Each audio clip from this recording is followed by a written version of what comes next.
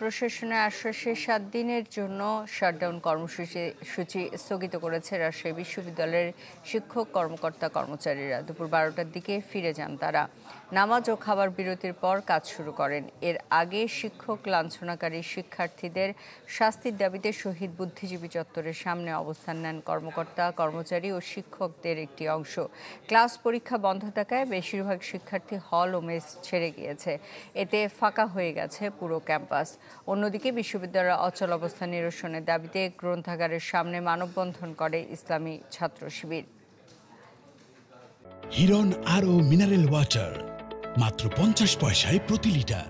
এ বিষয়ে আরও জানাতে সরাসরি যোগ দিচ্ছেন আবরার সাহেব। আবরার, এখন ক্যাম্পাসে কি পরিস্থিতি জানাবেন?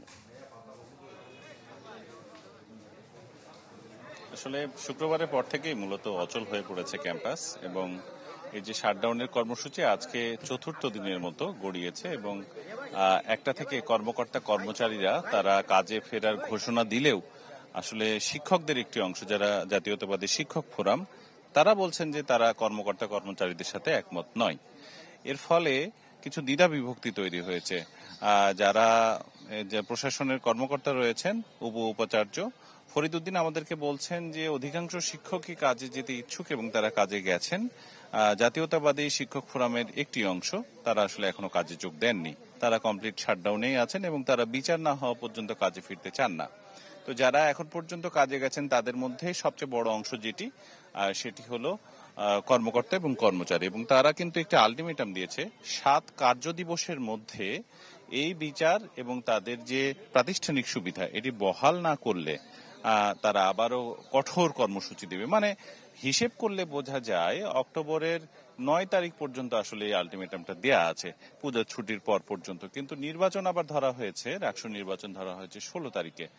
ফলে আবারও একটি শঙ্কা, একটি ঝুঁকি থেকেই যাচ্ছে যে আদতে প্রশাসন তাদের এই দাবিগুলো ১৬ তারিখ বা ১৫ তারিখের মধ্যে পূরণ করতে পারবে কিনা। আমরা এই প্রশ্নটিও করেছিলাম উপাচার্যকে। তিনি যেটি বলেছেন আসলে তদন্ত কমিটি হলে তারপরে তো বিচার, আসলে সময় সাপেক্ষ একটি বিষয় আছে এখানে।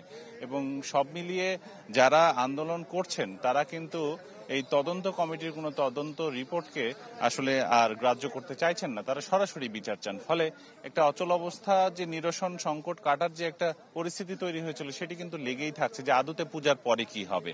সব মিলিয়ে বলা যায় যে কাজে ফিরেছেন কর্মকর্তারা, তবে শিক্ষকদের একটি অংশ বলছেন যে তারা এখনো শাটডাউনে রয়েছেন। এ ছিল বিশ্ববিদ্যালয়ের পরিস্থিতি।